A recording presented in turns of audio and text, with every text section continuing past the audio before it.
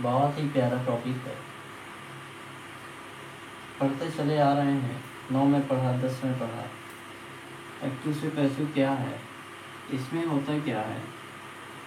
इसमें active voice का मतलब होता है कर्ता, कर्तवाच्य। Active voice, active voice, active voice यानी कर्तवाच्य, कर्तवाच्य होता है। इसमें कर्ता प्रधान होता है, इसमें कर्ता प्रधान होता है, इसमें कर्ता प्रधान होता है। ठीक है। प्रधान का मतलब मुख्य, हेड। जो हेड होता है वो इसमें सब्जेक्ट होता है। पैसिव वॉइस, पैसिव वॉइस यानी कर्मवाच्य, कर्मवाच्य यानी इसमें कर्म प्रधान होता है, इसमें कर्म प्रधान होता है। ठीक है बच्चों, इतना समझ में आ गया? होता क्या है, जैसे आप अपने घर में हैं तो आप घर का पूरा बागडोर संभाले हुए हैं, लेकिन जब आप दूसरे के घर में जाएंगे तो आपको जिम्मेदारी कोई देगा, फिर आप वहाँ कर्म के रूप में काम करेंगे। आप सिर्फ अपना क्या करेंगे, वहाँ कर्म करेंगे, कर्तव्य निभाएंगे, ड्यूटी। ना कि आप हेड के रूप में तो रहेंगे लेकिन अस्थायी रूप से हैं। आपके द्वारा वहाँ पे कार्य किया जाएगा, मतलब पैसिव वॉइस में के द्वारा लग जाता है। ये कार्य किसके द्वारा किया गया, उसके द्वारा किया गया। वहाँ का कर्ता धर्ता कौन हो गया, दूसरे घर का जो व्यक्ति गया उसको बना दिया गया कर्ता। जैसे आप भी रिलेशन में जाते हैं कहीं रिश्तेदारी में, तो आप तो वहाँ के हेड नहीं रहते, रिश्तेदार के रूप में जाते हैं, लेकिन क्या है, आप बहुत जिम्मेदार व्यक्ति हैं, अच्छे व्यक्ति हैं, तो वहाँ के व्यक्ति क्या करते हैं कि आपको प्रधान के रूप में बना देते हैं। कहते हैं कि है हेड, ये विभाग संभालेंगे, इनसे कोई भी सामान लेना हो पूछ लीजिएगा। तो आप वहाँ अस्थायी रूप से हेड के रूप में बन जाते हैं। आप उसको कर्म कहते हैं। आप अपना कर्म सिर्फ कर सकते हैं, वहाँ स्थायी रूप से नहीं है आप, तो उसको हम कहते हैं कर्म। तो इसमें यही होता है पैसिव वॉइस कि आप जो कार्यक्रम हो रहा था वो किसके द्वारा संपन्न हो, आपके द्वारा। तो इसमें के द्वारा लग जाता है, यानी बाई लग जाता है। बाई का बी वाई, बी वाई नहीं, बी वाई। तो देखिए इसमें एक्टिव से पैसिव बनाने के नियम, एक्टिव से पैसिव बनाने के नियम। इसमें देखिए मुख्य रूप से आप केवल जो हम नियम बता रहे हैं उतने नियम को फॉलो करिएगा। एक्टिव से पैसिव कभी भूलेगा नहीं। देखिए पहला नियम है, पहला नियम, सबसे पहले सब्जेक्ट को ऑब्जेक्ट को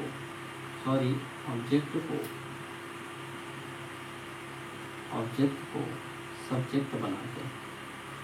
जब आप रिश्तेदारी में जाएंगे तो सबसे पहले हेड नियुक्त किया जाएगा, तभी तो पूरा कार्यक्रम होगा। सब ऑब्जेक्ट को सब्जेक्ट बनाते हैं।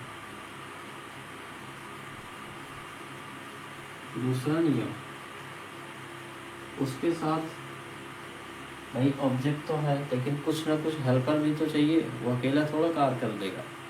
तो पैसिव वॉइस की यानी वहीं की, ये नहीं कि आपके साथ जो गए उनको भी लगा दिया गया। वहाँ के लोकल के जो व्यक्ति होंगे, क्योंकि वो सारा बाजार और ये सब जानता है, इसलिए उसके पैसिव वॉइस हेल्पिंग वर्ब, वहीं की हेल्पिंग वर्ब लगा दी जाती है। यानी पैसिव वॉइस की, पैसिव वॉइस की, पैसिव वॉइस की। टेंस के अनुसार, टेंस के अनुसार हेल्पिंग वर्ब, हेल्पिंग वर्ब लगा देते हैं। अभी हम आपको हेल्पिंग वर्ब पैसिव वॉइस की दिखा देंगे, आप घबराइएगा नहीं। तीसरा नंबर, अब आपको वहाँ पर ऑब्जेक्ट के रूप में ऑब्जेक्ट को ये हेड बना दिया गया और इसके बाद आपको हेल्पर भी दे दिया गया, यानी वहीं की हेल्पिंग वर्ब भी दे दी गई। इसके बाद जो क्रिया होगी वो हमेशा थर्ड फॉर्म में, यानी बहुत अच्छे से लय के साथ, एकदम कोई भी चीज़ करना है तो अधूरा न रहे, एकदम डन कर दें, फिनिश कर दें। कोई भी काम, सब्जी काटना है एकदम पूरी तरह से काट करके फिनिश ओवर, कोई भी अधूरा काम करके नहीं छोड़ना है। कहीं आपको जिम्मेदारी मिली तो आप अधूरा काम थोड़ा छोड़ देंगे, उसको पूरा करेंगे, पूरा फिनिश करके इसके बाद अगला काम देखेंगे। तो यहाँ पे क्या हुआ कि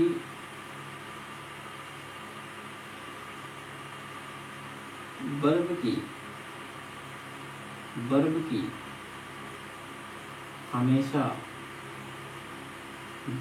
हमेशा थर्ड फॉर्म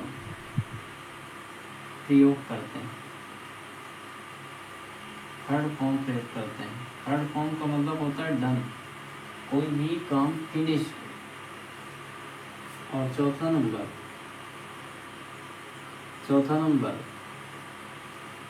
बाई लगाकर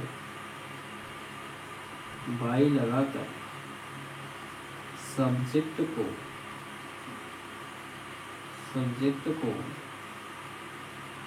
ऑब्जेक्ट में बदल देते हैं। बाई लगाकर सब्जेक्ट को ऑब्जेक्ट में बदल देते हैं। समझ में आ गया सभी के? ये 4 रूल्स हैं, इन 4 रूल्स को फॉलो करना है। सारा एक्टिव से पैसिव वॉइस खत्म।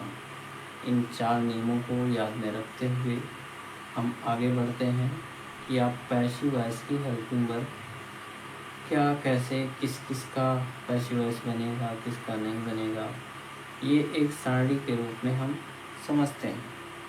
ठीक है, अगले वीडियो में पैसिव वॉइस की सारी हेल्पिंग वर्ब पढ़ा देंगे। इन 4 नियमों को अभी आप इस वीडियो में नोट करें। Thank you.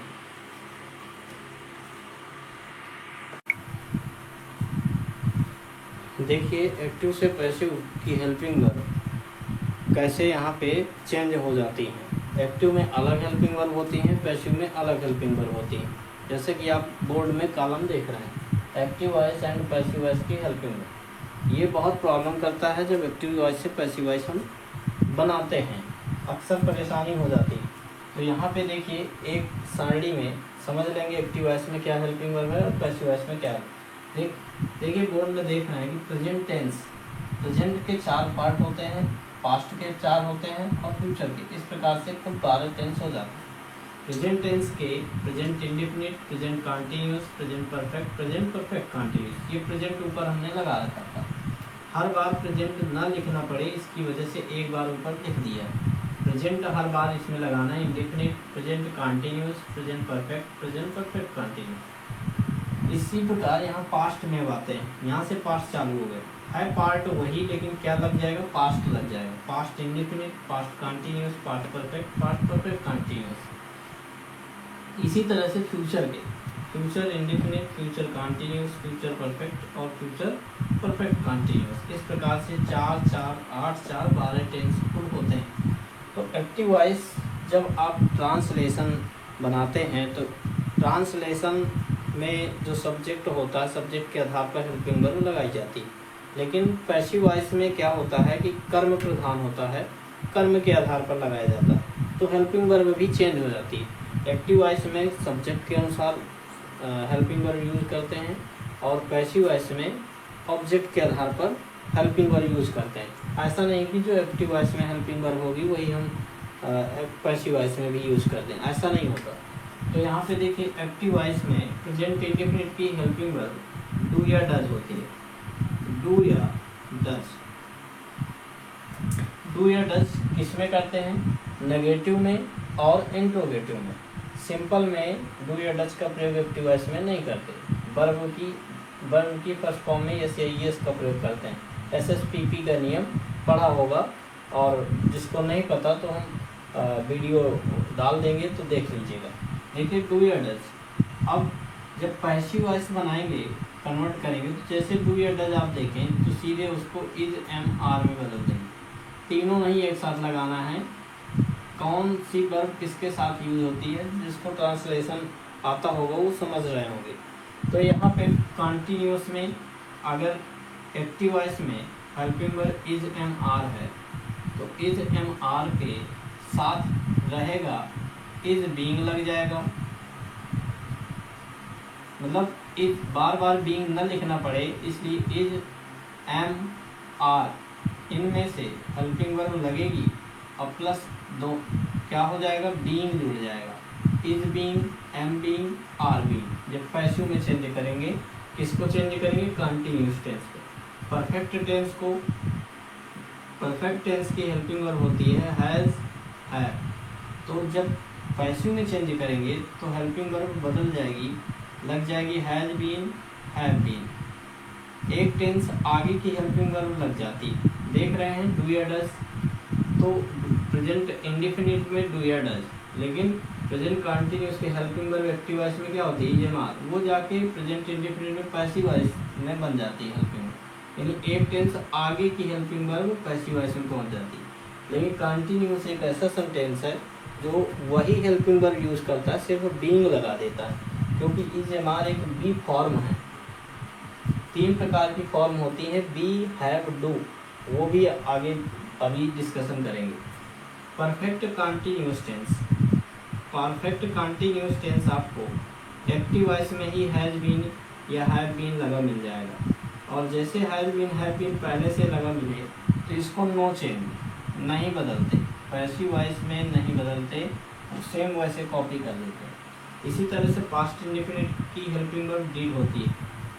पास्ट इंडेफिनिट की हेल्पिंग वर्ब डिड होती है। एक टेंस आगे जाएंगे पास्ट के तो पास्ट कंटिन्यूअस आता है। कंटिन्यूअस की वाज वेयर होती है, तो डिड को किस में चेंज कर देंगे हम? वाज या वेयर में। वाज या वेयर। अब अगर वाज वेयर पहले से लगा, एक्टिव वॉइस में लगा है, तो फिर अब कहाँ भागेंगे आप? नहीं भाग पाएंगे। वाज और वेयर के साथ क्या लगा देंगे? बीइंग लगा देंगे। वाज और वेयर के साथ क्या लगा दिया जाएगा? बीइंग। इसी प्रकार से परफेक्ट टेंस, परफेक्ट टेंस की हेल्पिंग वर्ब हैड होती है, तो जब पैसिव में चेंज करेंगे तो हम बदल देंगे had been, had been. Perfect continuous, had been helping verb होती है, और इसको भी नो चेंज, क्योंकि ये भाग नहीं पाएगा। एक टेंस आगे जाता है टेंस, तो एक टेंस जब आगे जाता है तो इसके आगे कोई है ही नहीं, टेंस ही खत्म है, इसलिए वो नो चेंज हो जाता है। यानी देख रहे हैं आप, प्रेजेंट का लास्ट वाला नो चेंज, पास्ट का लास्ट वाला नो चेंज। इसी तरह से आप गेस कर पा रहे होंगे कि फ्यूचर परफेक्ट कंटिन्यूअस का भी नो चेंज आ जाएगा, क्योंकि आगे वो बढ़ नहीं पाता। इंडेफिनिट, फ्यूचर इंडेफिनिट की शैल, विल, लेकिन जब पैसिव बनाएंगे तो शैल बी, विल बी। अब देखिए शैल बी, विल बी अगर पहले से आ गया तो वो बी पहले से लगा हुआ है, विल बी पहले से लगा हुआ है, बी में इसमें लगाना, इसमें भी नो चेंज, ये भी नहीं बदलता। और इसकी shall have, shall have, will have, shall have, will have, इसकी हो जाएगी shall have been, shall have been, और will have been, will have been, ये हेल्पिंग। इसमें shall have been, will have been आता है, पहले से आ जाएगा, और विल हैव बीन आ जाएगा, विल हैव बीन, लेकिन इसका भी पैसिव वॉइस में नो चेंज। देख रहे हैं कि 1 2 3 4 टेंस की पैसिव वॉइस नहीं बनती, 8 की बनती है, यानी 4 टेंस की पैसिव वॉइस नहीं बनती, 8 टेंस की बनती है पैसिव वॉइस बनती है। ठीक है,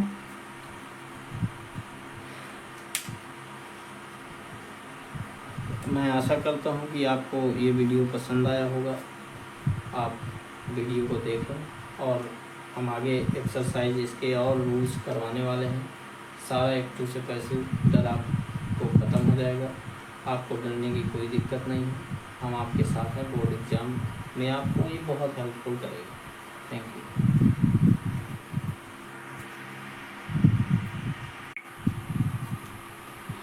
देखिए बच्चों, आपने पढ़ा होगा पार्ट ऑफ स्पीच 8 होते हैं, noun, pronoun, verb, adverb, adjective, conjunction, interjection, preposition. ये 8 प्रकार के होते हैं, जिसमें से जो प्रोनाउन होता है, प्रोनाउन का फर्स्ट पार्ट पर्सनल प्रोनाउन के 3 पार्ट होते हैं, first person, second person, third person. ये बहुत यूजफुल है। ये अक्सर हम यूज़ करते हैं फिर सब्जेक्ट के रूप में कि हमारे वाक्य जब बोले जाते हैं तो सब्जेक्ट कौन है, कर्ता कौन है। कोई भी मैटर होता है तो पहले किसका पता लगाया जाता है, कर्ता। ये कार्य को करने वाला कौन। ये जैसे यहाँ पे फर्स्ट पर्सन, कोई बोलने वाला, जैसे आप कोई बात सुनते हैं तो पता लगाते हैं ये बोलने वाला कौन था, तो इसको स्पीकर कहते हैं। फर्स्ट पर्सन, जैसे हम बोल रहे हैं अभी तो हम कौन हुए, फर्स्ट पर्सन। आप सुन रहे हैं तो आप सेकंड पर्सन। तो यहाँ पे देखिए सिंगुलर और प्लूरल, एक वचन और बहुवचन, इसमें भी सिंगुलर प्लूरल होते हैं। जैसे कि आई देख रहे हैं, अगर खाली मैं बोलूँ तो अपना पर्सनल बात कर रहे हैं, सिंगल हैं, इसलिए सिंगुलर होगा। एस फॉर सिंगल मतलब एक, और सिंगुलर मतलब एक होता है।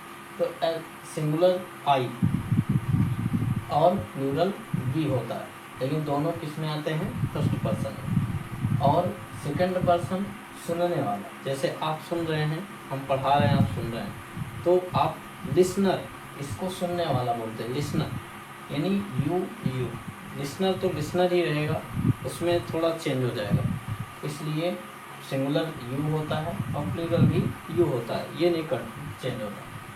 थर्ड पर्सन, जिसके बारे में कुछ कहा जाए, जैसे आप सुन रहे हैं, हम बात कर रहे हैं, हम किसी की चर्चा करते हैं और वो व्यक्ति यहाँ पर उपस्थित नहीं है, वो थर्ड पर्सन है। तो यहाँ पे he, she, it, any person name, ये सिंगुलर में आएगा और दे आपका प्लूरल में आएगा। जैसे देख रहे हैं एक्टिव से पैसिव में प्रोनाउन में परिवर्तन। प्रोनाउन परिवर्तन क्या होता है, सब्जेक्ट जब हमारा एक्टिव होता है तो सब्जेक्ट जो है पैसिव में जब जाता है तो ऑब्जेक्ट बन जाता है। कैसे बनता है, जैसे सब्जेक्ट आई है तो ये जा करके पैसिव में क्या हो जाएगा, मी बन जाता है, और जब मी को सब्जेक्ट में बनाते हैं तो आई बन जाता है। इसी प्रकार से बी हमारा कन्वर्ट हो जाता है अस में, अस बदल जाता है बी में, यू बदल जाता है, यू में ही रहता है, ये नहीं बदलता, और यू ही रहता है। ही हो जाता है, ही का हो जाता है हिम, ही का हिम हो जाता है, और हिम का ही हो जाता है। इसी तरह से शी बदल जाता है हर में, और हर का शी हो जाता है। इसी प्रकार से इट भी, इट हो जाता है इट में, और इट हो जाता है इट में, ये भी नहीं चेंज होता। जैसे दे, यहाँ पे दे कन्वर्ट हो जाता है देम में, और देम हो जाता है देम। इस प्रकार से कन्वर्ट कर देते हैं जब एक्टिव से पैसिव बनाते हैं।